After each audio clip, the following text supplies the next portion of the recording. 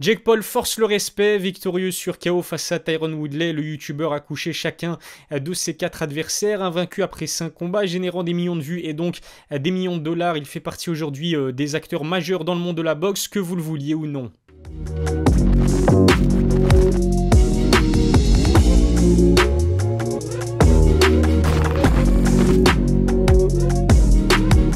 Salut à tous, c'est Ilyes, on se retrouve aujourd'hui pour une nouvelle vidéo. On a eu le temps de prendre un peu de recul sur ce qui s'est passé dimanche matin quand Jake Paul a envoyé Tyron Woodley au tapis après un énorme coup en plein dans la mâchoire. Faut dire que Jake n'a rien lâché malgré une blessure au front, une vision gênée par le sang. Alors c'est vrai qu'on n'a pas eu droit à du grand spectacle, loin de là, mais le finish était vraiment très beau. Avant de vous expliquer pourquoi je pense que Jake Paul mérite le respect, n'oubliez pas de vous abonner à ma chaîne YouTube, lâcher un petit pouce bleu si le sujet de cette vidéo vous plaît, et puis vous pouvez aussi me suivre sur mes réseaux sociaux, les liens sont dans la description. Le KO est tellement impressionnant que certains crient au fake. Depuis dimanche, je ne cesse de lire des commentaires affirmant que tout est faux. Ces personnes sont clairement dans le déni, elles ne peuvent pas comprendre comment un YouTuber a pu mettre KO un combattant professionnel, pourtant les explications sont plutôt simples à donner. Mis à part une droite puissante, Tyron Woodley n'a jamais été le combattant de MMA le plus technique en boxe. À 39 ans, il restait en plus sur 4 défaites consécutives à l'UFC. Il est plus petit et surtout plus léger naturellement par rapport à Jake Paul, ce qui fait que Woodley partait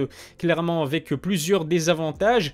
Avoir été champion de MMA finalement ne fait pas de vous un bon boxeur, il s'agit là de 2 sports très différents. De l'autre côté, Jake est un solide gaillard du haut de son mètre 85, c'est un véritable athlète. Passé par la lutte quand il était plus jeune, il s'est sérieusement mis à la boxe depuis 2018. Armé de ses millions de dollars de youtubeur à succès, il a pu se payer les services d'une équipe de professionnels. BJ Flores et Jaleon Love l'accompagnent dans son parcours de jeune boxeur. Ces deux-là connaissent le noble art puisque BJ est un ancien professionnel champion chez les cruiserweights. Le second est toujours actif et s'est incliné contre David Benavidez en 2019. Bref, Jake Paul sait ce qu'il fait et il s'entraîne comme un vrai pro depuis plus de 3 ans. Le fait que Jake Paul ait décidé de se lancer dans la boxe, personnellement je trouve que c'est respectable. Il s'agit là d'un sport dangereux où les coups et surtout les séquelles sont bien réelles. Multimillionnaire, je suis sûr que l'américain avait certainement d'autres moyens de se faire de l'argent sans prendre de coups pour autant. Il a pris un très gros risque et je pense qu'il l'a fait parce qu'il aime ce sport. Avec 5 victoires à son actif pour l'instant, dont 4 sur KO, peut-on encore considérer Jake Paul comme un YouTuber? Pour moi,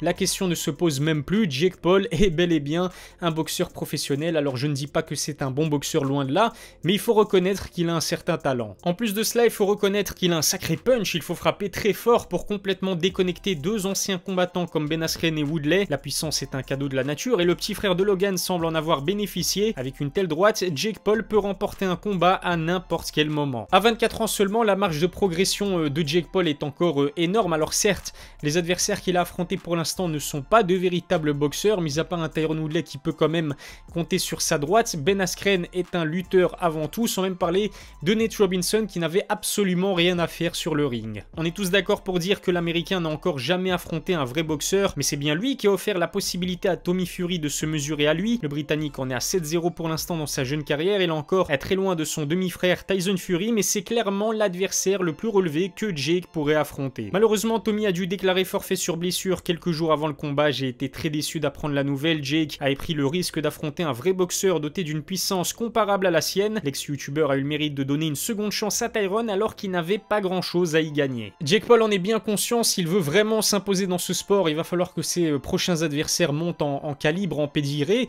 Et ce qui est sûr, c'est que c'est un businessman talentueux puisque malgré la faiblesse de ses affiches dont il est le propre promoteur, eh bien ces combats génèrent plusieurs millions de dollars. Son premier combat contre Tyron Woodley a vendu 500 000 pay-per-view, c'est plus du double que ce qu'un Gervonta Davis génère habituellement. En signant un deal avec Showtime, Jake a gagné un peu plus en crédibilité. À l'époque, la chaîne de télé comptait Floyd Mayweather, Manny Pacquiao ou Oscar de la Hoya dans ses rangs. C'est plus de 20 millions de followers sur YouTube, sa personnalité détestable et son talent pour la provocation ne laissent personne indifférent. C'est ce qui explique comment un débutant en boxe comme lui peut vendre autant de pay-per-view. Entre ses fans qui veulent le voir s'imposer et ses nombreux détracteurs qui espèrent qu'il se fasse démonter, le succès est assuré. En plus des pay-per-view qu'il arrive à vendre, faut dire aussi que 18 000 personnes ont tenu à assister au rematch entre Jake et Tyron en Floride. L'affronter, c'est donc synonyme d'un beau petit chèque. Sachez par exemple que les 2 millions de dollars encaissés par Woodley la première fois sont supérieurs à ce qu'il a touché au total sur ses 5 derniers combats à l'UFC. C'est la raison pour laquelle autant de combattants de MMA sont prêts à l'affronter. Jake a été très malin en profitant de la faiblesse des salaires à l'UFC pour des greffier d'anciennes stars de l'organisation. Cela lui permet d'ajouter des grands noms des sports de combat à son palmarès sans vraiment prendre de risques. En plus de cela, il se fait connaître auprès d'un public MMA dont la majorité n'avait jamais entendu parler de lui. Il n'y a pas que les combattants de MMA à qui Jake Paul peut profiter. Une boxeuse aussi talentueuse qu'Amanda Serrano dispose enfin de la visibilité dont elle a toujours mérité avant de combattre sur les mêmes cartes que Jake. Rares sont ceux qui la connaissaient. Le soutien d'une personnalité aussi connue que lui permet à tous les boxeurs présents sur sa carte de bénéficier d'une grosse publicité. En plus de profiter de la faiblesse des salaires des combattants de MMA, Jake sait aussi que la boxe manque en ce moment cruellement de combats excitants. Avec la multitude d'organisations et de promoteurs qu'on a en ce moment